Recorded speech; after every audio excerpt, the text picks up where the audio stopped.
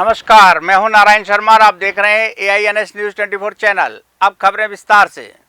सतनामी समाज के मुख्य धार्मिक स्थल गिरौदपुरी के अमर गुफा धर्म स्थल में असामाजिक तत्वों द्वारा सतनामी समाज के प्रतीक श्वेत खाम को खंडित किया गया है। इस वीडियो के वायरल होने के बाद से संपूर्ण सतनामी समाज में आक्रोश व्याप्त है। पूरे मामले में संज्ञान लेते हुए विधायक खुशवंत साहब ने समाज से कहा कि ये घटना बेहद दुखद और चिंताजनक है। उन्होंने बताया कि घटना की रिपोर्ट दर्ज की जा चुकी है और बलौदाबाजार जिले के कलेक्टर और SP को अवगत कराया जा चुका है कि वे तत्काल कार्रवाई करते हुए दोषियों को गिरफ्तार करें और खंडित किए गए प्रतीक श्वेत खाम को नियमानुसार पुनर्स्थापित करें। अमर गिरौदपुरी धाम में जो अमर गुफा धाम है, जहां अभी हमला समझ में आई जानकारी मिले है, कुछ असामाजिक तत्वों के द्वारा हमारे सतनामी समाज के धर्म के प्रतीक चिन्ह श्वेत खाम खंडित करे के काम करेंगे। जेकर जानकारी हमला सोशल मीडिया के माध्यम से जानकारी मिल चुके हैं। जेकर लिए हमारे द्वारा अभी हमारे बलौदाबाजार के जो कलेक्टर है ओकर से बातचीत हो गई, SDM से बात हो गई है और SP से भी बात हो गई है कि वो असामाजिक तत्वों के ऊपर तत्काल कार्रवाई करे जाए और कड़ी से कड़ी कार्रवाई करे जाए। और एक लिए हमारे बलौदाबाजार कलेक्टर से चर्चा हुई, SP से चर्चा हुई तो ओकर मन के द्वारा FIR दर्ज कर दी गई है और जल्द से जल्द अपराधी मल्ला पकड़े जाही और ओकर उमल्ला दंडित करे जाही। और साथ ही हमारे श्वेत खाम जो खंडित होए है ओकर लिए भी आदेश निर्देश उमल्ला कर दे गए है, बात कर ले गए है कि जैसे हमारे समाज के धर्म के जो प्रतीक चिन्ह है ओला सम्मान पूर्वक फिर से स्थापित करे जाए और जैसे स्थापित है वैसने हम सब स्थापित करन। तो ये ओकरो लिए भी आदेश हो गया, ओकर लिए भी उमन लग गए। छत्तीसगढ़ में नक्सलियों के विरुद्ध कार्रवाई को लेकर केंद्रीय गृह मंत्री के बयान पर मुख्यमंत्री विष्णुदेव साय ने उन्हें धन्यवाद दिया और कहा कि छत्तीसगढ़ और केंद्र की भाजपा सरकार मिलकर छत्तीसगढ़ से नक्सलवाद को खत्म करने कटिबद्ध है। उन्होंने बताया कि इसी का परिणाम है कि 3-4 महीनों में ही 112 नक्सली मारे गए, 375 नक्सलियों ने आत्मसमर्पण किया और 153 नक्सली गिरफ्तार हुए हैं। माननीय गृह मंत्री जी के अत्यंत आभारी हैं। उन्होंने हमारी सरकार पर विश्वास जताया है और डबल इंजन सरकार के कारण ये संभव हो पाया है कि 3-4 महीनों में ही 112 नक्सली मारे गए हैं, 450 नक्सली आत्मसमर्पण किए हैं और 153 नक्सली गिरफ्तार हुए हैं। ये हमारे सेनाओं के लिए बहुत बड़ी सफलता है और माननीय प्रधानमंत्री जी और माननीय गृह मंत्री जी इस मामले में गंभीर हैं और जल्दी ही छत्तीसगढ़ से नक्सलवाद का समापन वो भी चाहते हैं। तिहाड़ जेल से अंतरिम जमानत पर रिहा हुए दिल्ली के मुख्यमंत्री अरविंद केजरीवाल ने चुनाव प्रचार की कमान संभाल ली है। वे आम आदमी पार्टी के पक्ष में चुनाव प्रचार करने पंजाब के अमृतसर पहुंचे। यहां उनके साथ मुख्यमंत्री भगवंत मान भी रहे। सभा को संबोधित करते हुए केजरीवाल ने कहा कि जिसने भी मुझे अरेस्ट करवाया वो यही सोच रहे थे कि आम आदमी पार्टी का किस्सा खत्म हो जाएगा, लेकिन उन्हें नहीं मालूम कि आम आदमी पार्टी एक परिवार है और दुख के समय परिवार एकजुट हो जाता है। अंदर जब मैं ये सुनता था तो मुझे बहुत हौसला मिलता था कि ये जो यात्रा हमने शुरू की है, जो चिंगारी शुरू की है, ये बुझने नहीं वाली। अब मैं रहूं ना रहूं, जिंदा रहूं ना रहूं, उसे कोई फर्क नहीं पड़ने वाला। अब ये जो बैठे हैं एक एक आदमी 100 केजरीवाल बन के आगे निकलेगा और आगे बढ़ेगा। भारतीय जनता पार्टी की साजिया पहले आम आदमी पार्टी में थी, लेकिन वे अब धीरे धीरे आम आदमी पार्टी के अंदर की कई बातों का खुलासा कर रही हैं, जिसमें उन्होंने बताया कि आम आदमी पार्टी के नेता कैसे महिलाओं से अभद्रतापूर्वक बातें करते थे। साजिया ने उन नेताओं का बाकायदा नाम लेकर बताया कि वे गंदी गंदी गालियां देते हुए मुझसे बात करते थे, लेकिन शिकायत करने पर भी अरविंद केजरीवाल ने कुछ नहीं किया, बल्कि उन्हें विधायक और काउंसलर की टिकट दे दी। स्वाति मालीवाल मामले में भी साजिया ने अरविंद केजरीवाल के शामिल होने की आशंका व्यक्त की। लेकिन कितनी गंदी गंदी भाषा और इतनी गंदी गालियां का इस्तेमाल करते थे। जब मैं इंटरव्यू भी दे रही होती थी, जब मैं कैंडिडेट थी आर के पुरम में, उसकी शिकायत करने जब मैं शाम को जाती थी, तो वो जो लोग जो परेशान मुझे कर रहे थे, दुर्गेश पाठक MLA है अभी, वो उसको MLA बनाया है इन्होंने, इनका खास है वो। सतीश डागर एक और आदमी, बहुत ही बदमाश किस्म का, उसको काउंसलर का टिकट दिया उन्होंने बाद में।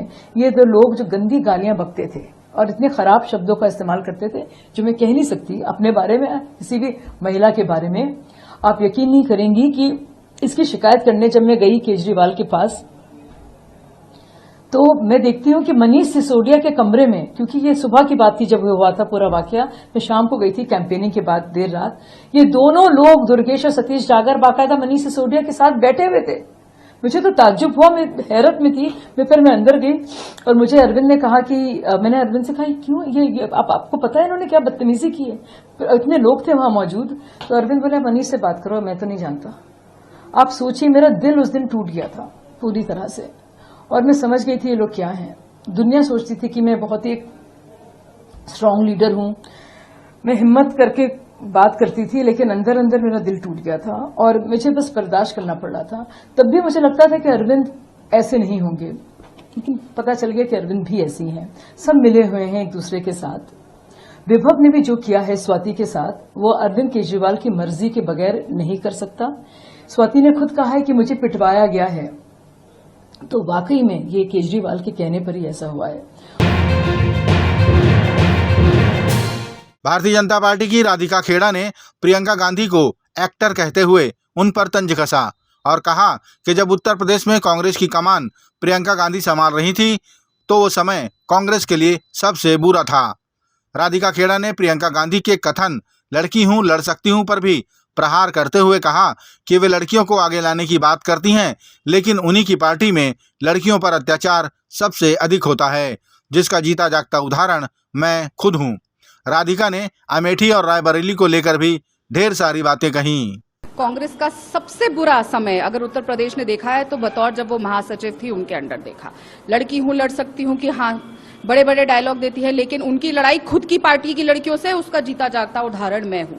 और रायबरेली और अमेठी की जनता को जिस तरीके से ये बेवकूफ बनाते आ रहे हैं, आप बताइए 54 इयर्स जो पार्टी सेंटर में रही है, रायबरेली आज जो गांधी परिवार को बार बार जिताता हुआ आया, क्या रायबरेली दिल्ली के टक्कर का है? क्या अमेठी दिल्ली के टक्कर का है? जबकि रायबरेली और अमेठी, क्योंकि गांधी परिवार जहां से हमेशा से एमपी रहे, वो दिल्ली को टक्कर देना चाहिए। और आज भी कितना पीछे है रायबरेली और अमेठी, क्योंकि यहां का विकास उन्होंने होने नहीं दिया। वो हमेशा चाहते थे कि रायबरेली की जनता और अमेठी की जनता उनके पैरों में बैठी रहे और उनसे भीख मांगते रहे, एडमिशन के लिए भीख मांगते रहे, विकास के लिए भीख मांगते रहे, सड़कों के लिए भीख मांगते रहे, हॉस्पिटल के लिए।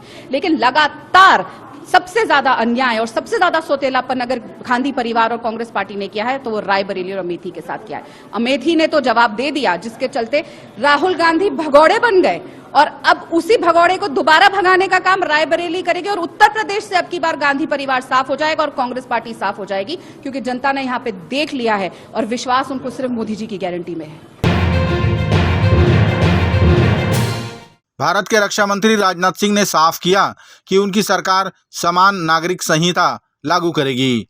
उन्होंने बताया कि जब हमारी सरकार ने 3 तलाक खत्म करने की बात की थी तो सभी कह रहे थे कि ये नहीं हो पाएगा, लेकिन हमने इसे कर दिखाया।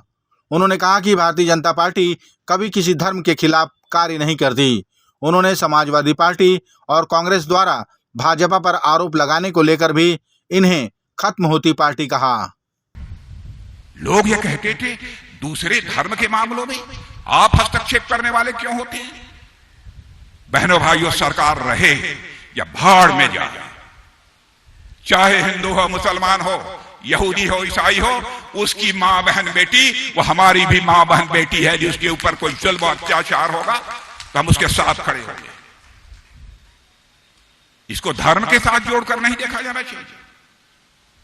हम लोगों ने 3 तलाक की प्रथा को समाप्त कर दिया और मैं आज कहना चाहता हूं समान नागरिक संहिता को भी हम लागू करेंगे, हमारा कमिटमेंट है। पिछले 5 दिनों से उड़ीसा में भाजपा का प्रचार कर रहे छत्तीसगढ़ के मुख्यमंत्री विष्णुदेव साय ने कहा कि पूरे उड़ीसा में इस बार भाजपा के पक्ष में माहौल दिखाई दे रहा है। उन्होंने पूर्ण विश्वास के साथ कहा कि इस बार उड़ीसा में परिवर्तन अवश्य होगा, क्योंकि लंबे समय तक यहाँ की सरकार ने उड़ीसा को और पिछड़ा बना दिया है, लेकिन इस बार यहाँ की जनता डबल इंजन वाली सरकार के साथ जाना चाह रही है। बहुत अच्छा वातावरण है उड़ीसा में। आज हमारा 5वां दिन है। और नौरंगपुर, कोरापुट, कालाहांडी, बलांगीर, बरगढ़, सुंदरगढ़ ऐसे कई लोकसभा क्षेत्र में जाना हुआ है और भारतीय जनता पार्टी के पक्ष में बहुत अच्छा वातावरण है। इस बार परिवर्तन अवश्य होगा यहाँ प्रदेश में। 25 साल से जो यहाँ पर बीजेडी की सरकार है उसको यहाँ की जनता उखाड़ के फेंकने वाली है और डबल इंजन की सरकार बनाने वाली है और मोदी जी तो प्रधानमंत्री बन ही रहे हैं। तो सबको लगता है कि इस बार यहाँ पर प्रदेश में भारतीय जनता पार्टी की सरकार बनेगी तो विकास सबका ठीक से होगा। ये थे आज के प्रमुख समाचार। आप देख रहे थे हमारा लोकप्रिय यूट्यूब चैनल AINS न्यूज 24। अब हमें इजाजत दीजिए। कल तक रोजाना की ताज़ा खबरों के लिए आप देखते रहिए हमारा लोकप्रिय यूट्यूब चैनल। हमारे यूट्यूब चैनल को लाइक, सब्सक्राइब और बेल आइकन के बटन को दबाना ना भूलें। नमस्कार।